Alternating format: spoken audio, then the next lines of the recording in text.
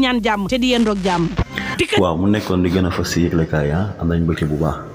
waaw tey taxaw seetlu bi rek mooy 45 milliards contrat boobu lañ ñu si leeral boobu ba léegi nag taxawuñ ñu si lu leer waaw te ñëpp xam nañ ni loolu affaire deal la te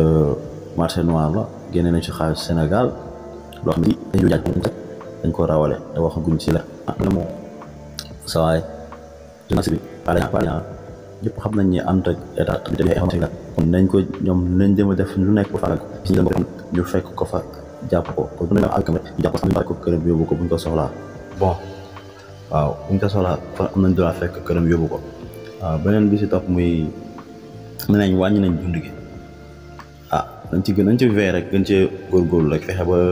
mu am suivi quoi ba Sénégalais gis si seen bopp beneen bi si topp muy problème mu Adji Sarr Sonko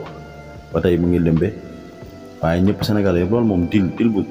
Sénégal loolu moom day dem ba mujj day booy ci nopp Sénégalais yi quoi ndax ñëpp xam nañ ni dil la amatul luñ fay leeral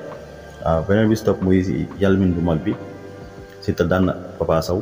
jël bu leer nañ di féliciter Siteu di encourager Papa Sow parce que làmb noonu la quoi da ngay daan wala ñu daan muy yalmin bu mag bi mooy Siteu borom dëkk bi